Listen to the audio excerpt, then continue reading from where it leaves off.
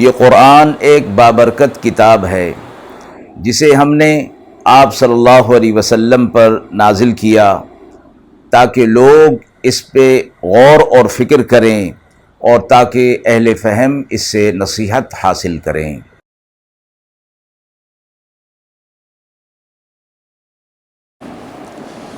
بسم اللہ الرحمن الرحیم۔ السلام علیکم ورحمۃ اللہ وبرکاتہ۔ ناظرین کرام، درس قرآن مجید کے آج کے اس پروگرام میں ہم سورہ زخرف کی آیت نمبر 16 تا آیت نمبر 25 کا ترجمہ اور تفسیر موصول شدہ سوالات کی روشنی میں پیش کریں گے۔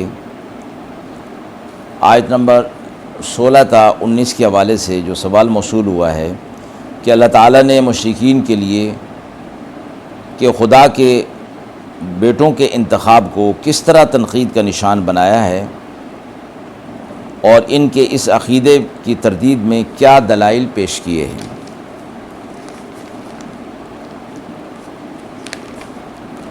آیت نمبر 20 تا 25 کے حوالے سے کہ مشرکین کا اپنے آباء و اجداد کی تقلید پر جو اصرار تھا وہ کس طرح بیان کیا گیا اور اس طرز عمل کی وجہ سے گزشتہ اقوام پر کیا عذاب نازل ہوا۔ اعوذ باللہ من الشیطان الرجیم، بسم اللہ الرحمن الرحیم۔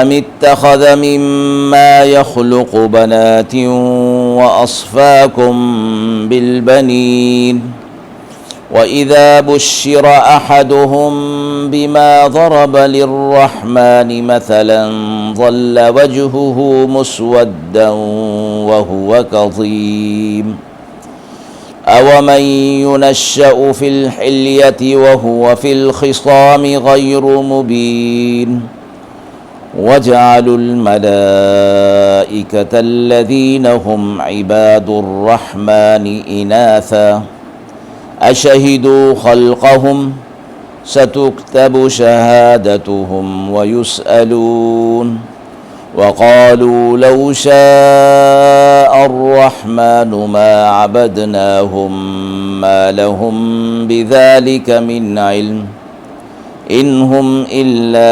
يخرصون أم آتيناهم كتابا من قبله فهم به مستمسكون بل قالوا إنا وجدنا آباءنا على أمة وإنا على آثارهم مهتدون وَكَذَلِكَ مَا أَرْسَلْنَا مِن قَبْلِكَ فِي قَرْيَةٍ مِّن نَّذِيرٍ إِلَّا قَالَ مُتْرَفُوهَا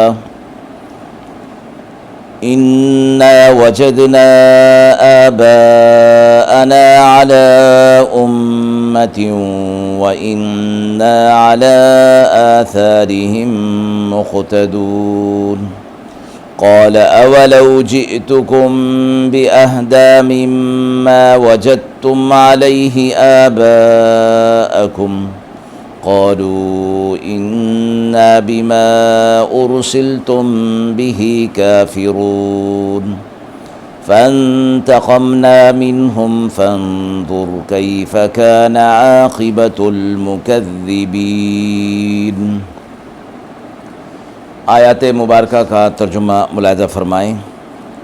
کیا اس نے رکھ لیں اپنی مخلوقات میں سے بیٹیاں اور تمہیں دے دیے چن کر بیٹے، اور جب ان میں کسی کو خوشخبری ملے اس چیز کی جسے اللہ نے نمونہ قرار دے رکھا ہے تو سارے دن رہے چہرہ اس کا سیاہ اور وہ دل میں گھٹ رہا ہے۔ کیا ایسا شخص کہ پرورش پاتا ہے زیور میں اور وہ جھگڑے میں بات نہ کہہ سکے، اور ٹھہرایا انہوں نے فرشتوں کو جو بندے ہیں رحمان کے عورتیں، کیا دیکھتے نہیں ان کا بننا؟ اب لکھ رکھیں گے ان کی گواہی اور ان سے پوچھ ہوگی۔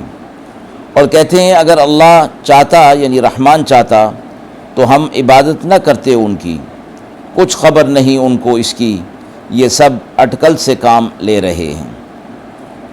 کیا ہم نے کوئی کتاب دی ہے ان کو اس سے پہلے، سو انہوں نے اس کو مضبوط پکڑ رکھا ہے؟ بلکہ کہتے ہیں ہم نے پایا اپنے باپ دادوں کو ایک راہ پر، اور ہم انہی کی قدموں پر ہدایت پائے ہوئے ہیں۔ اور اسی طرح جس کسی کو بھیجا ہم نے آپ سے پہلے ڈر سنانے والا کسی گاؤں میں، سو کہنے لگے وہاں کے خوشحال لوگ ہم نے تو پایا اپنے باپ دادوں کو ایک راہ پر، اور ہم انہی کے قدموں پر چلتے ہیں۔ وہ بولا اور جو میں لا دوں تم کو اس سے زیادہ سوجھ کی راہ جس پر تم نے پایا اپنے باپ دادوں کو، تو یہی کہنے لگے ہم تمہارا لایا ہوا نہیں مانیں گے۔ پھر ہم نے ان سے بدلہ لیا، سو دیکھ لیجئے جھٹلانے والوں کا انجام کیا ہوا۔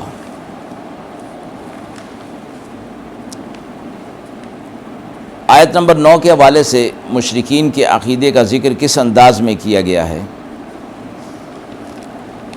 آیت نمبر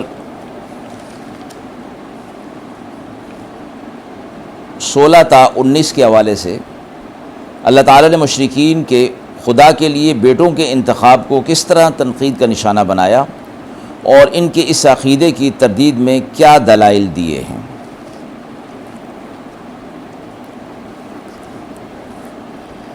فرمایا گیا کہ ان لوگوں نے فرشتوں کو اللہ کی بیٹیاں قرار دے رکھا تھا اور جز قرار دے رکھا تھا، اور جز سے مراد اولاد ہے۔ مشرکین فرشتوں کو اللہ کی بیٹیاں کہا کرتے تھے، اور اولاد کے بجائے جزو کا لفظ اختیار کر کے مشرکین کے اس باطل دعوے کی تردید کر دی گئی۔ یعنی اگر اللہ کی کوئی اولاد ہو تو وہ اس کی جز ہوگی، کیونکہ اولاد باپ کی جز ہوتی ہے، اور یہ عقلی قاعدہ ہے کہ ہر کل اپنے وجود میں جز کا محتاج ہوتا ہے۔ تو اس سے یہ بات لازم آئے گی کہ معاذ اللہ تعالیٰ بھی اپنی اولاد کا محتاج ہے، اور ظاہر ہے کہ کسی بھی قسم کا محتاج ہونا اللہ تعالیٰ کی شان خداوندی کے بالکل خلاف ہے۔ تو اس لیے ان کی اس بات کی تردید کر دی گئی کہ تم فرشتوں کو اللہ کی بیٹیاں قرار دیتے ہو، حالانکہ بیٹیوں کو اپنی طرف نسبت کرتے ہوئے تمہیں شرم اور عار محسوس ہوتی ہے، اور تم نے اپنے لیے بیٹوں کو قرار دیتے ہو۔ فرمایا کہ یہ بات تو کسی طرح بھی درست نہیں، اللہ تعالیٰ اس چیز سے پاک ہے کہ وہ کسی کی اولاد ہو یا اس کی کوئی اولاد ہو۔ آیت نمبر 20 تا 25 میں مشرکین کا اپنے آباء و اجداد کی تقلید پر اصرار کس طرح بیان کیا گیا، اور اس طرز عمل کی وجہ سے گزشتہ اقوام پر کیا عذاب نازل ہوا۔ اللہ تعالیٰ نے فرمایا ہے کہ یہ جو اپنے آباء و اجداد کی تقلید کر رہے ہیں، کیا ہم نے انہیں اس پر کوئی دلیل پیش کی ہے، یا قرآن سے پہلے ان کے پاس کوئی ایسی کتاب موجود ہے جس میں ان کے پاس کوئی دلیل موجود ہو؟ فرمایا کہ ایسی کوئی بات نہیں، بلکہ یہ محض اپنے آباء و اجداد کی تقلید اور ان کی اتباع کر رہے ہیں، اور اس لیے وہ کہتے تھے کہ ہم نے اپنے باپ دادوں کو ایک طریقے پر پایا ہے، اور اس لیے ہم اسی راستے پر چل رہے ہیں۔ اور جس طرح یہ لوگ اپنی بات کو بغیر کسی دلیل کے پیش کرتے ہیں، اسی طرح ہم نے آپ سے پہلے کسی بستی میں کوئی پیغمبر نہیں بھیجا، لیکن وہاں کے جو خوشحال لوگ ہوتے تھے وہ یہ کہتے تھے کہ ہم نے اپنے بڑوں کو ایک طریقے پر پایا ہے، اس لیے ہم انہی کے پیچھے چلیں گے۔ وہ پیغمبر کہتا تھا کیا اس وقت بھی تم اپنے آباء و اجداد کی تقلید کرو گے، رسم و رواج کی اتباع کرو گے، اگرچہ میں اس سے بہتر اور اچھا راستہ تمہیں بتا دوں جو تمہیں منزل مقصود پر جو ہے وہ پہنچا دے گا۔ تو وہ بغض اور اناد کی وجہ سے کہتے تھے کہ کچھ بھی ہو ہم آپ کی بات کو، آپ کے دین کو ماننے والے نہیں ہیں، جس دین کو دے کر آپ بھیجے گئے ہیں۔ اس لیے جب وہ ضد اور عناد میں بڑھ گئے تو اللہ نے فرمایا کہ پھر ہم نے ان پر عذاب نازل کیا اور پھر ہم نے ان سے انتقام لیا، اور مختلف قوموں پر مختلف قسم کے عذابات نازل ہوئے۔ تو آپ صلی اللہ علیہ وسلم سے فرمایا گیا کہ آپ دیکھ لیجئے کہ ان کا کیسا برا انجام ہوا۔ ناظرین کرام، ہم امید کرتے ہیں کہ سوالات کی روشنی میں جو تفسیر پیش کی گئی وہ آپ کے لیے قابل اطمینان ہوگی۔ اس حوالے سے آپ کے بھی کوئی سوالات ہوں تو ضرور کمنٹ باکس میں دیجئے، انشاءاللہ ان کے جوابات دینے کی پوری کوشش کی جائے گی۔ وآخر دعوانا ان الحمد للہ رب العالمین۔